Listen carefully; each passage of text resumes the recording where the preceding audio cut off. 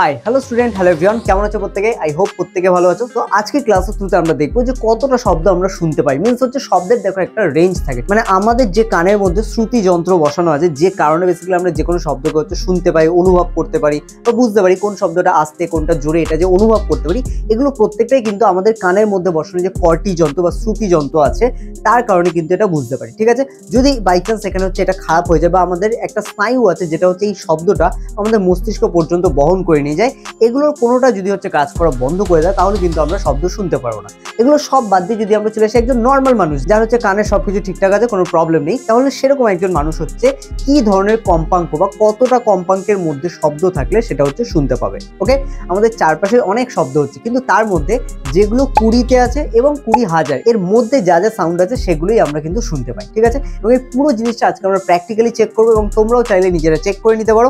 তো দেখো এখানে ফার্স্ট আমাদের প্লে বাটন আছে এবং এখানে আমরা দেখতে পাচ্ছি এখন যে সাউন্ডটা যে লেভেলে আছে সেটা কিন্তু হচ্ছে 23 হার্টজ আছে। ঠিক আছে, এখান থেকে আমরা যদি বাড়াই তো এটা হচ্ছে বাড়তে থাকবে। তো যাই হোক, আমরা এখন প্লে করিনি, যে কারণে শুনতে পাচ্ছ না তোমরা। 17 আছে, যেখানে আমরা কিন্তু শুনতে পাবো না। ঠিক আছে, 20 করলেও কিন্তু তোমাদের শুনতে প্রবলেম হবে, বাট আমরাও শুনতে পাচ্ছি না কারণ এটা খুবই আস্তে। ওকে, এটা 100 এর উপরে যখন যাবে তখন কিছুটা আমরা শুনতে পাবো।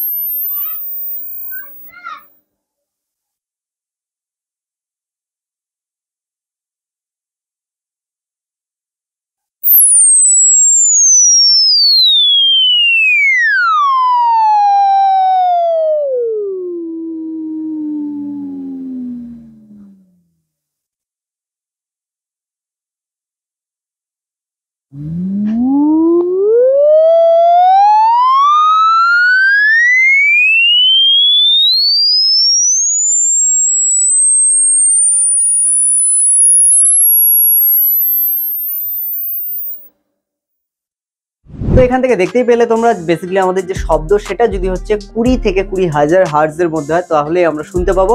তবে এখানে আরো একটা জিনিস খেয়াল করেছো তোমরা যে 20-র কাছাকাছি মোটামুটি 100-র মধ্যে থাকলেও কিন্তু সেগুলো এতটাই আস্তে হয় যে আমরা শুনতে পাই না। আবার একইভাবে 15,000 হার্টজ বা তার উপরে যখন চলে যাচ্ছে তখনও কিন্তু সেটা কিন্তু আমাদের কানে খুব একটা আসছিল না, তাই না?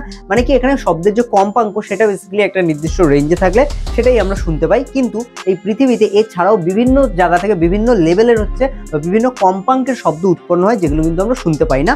অন্য অনেক প্রাণী আছে তারা কিন্তু সেটাকে ডিটেক্ট করতে পারে বা তারা শুনতে পায়। যাই হোক, আজকের ক্লাস তোমরা বুঝতে পেরেছো এবং আজকের প্র্যাকটিক্যালের পিছনে যে সায়েন্স আছে সেটাও তোমরা হচ্ছে বুঝতে পেরেছো। তো এরপরে যদি কারো কোনো এরকম কনফিউশন থাকে বা তোমাদের আশেপাশে যারা হচ্ছে বা ছোটখাটো ভাই বোন যারা পড়াশোনা করছে তাদেরকেও কিন্তু তোমরা এই ধরনের হচ্ছে নলেজফুল ভিডিও দেখাতে পারো এবং তাদেরকেও কিন্তু তোমরা এই নলেজগুলো হচ্ছে শেয়ার করতে পারো যেগুলো তাদের কাছে অনেক মজাদার লাগবে এবং এর পিছনে সায়েন্সগুলো অবশ্যই তাদেরকে জানো।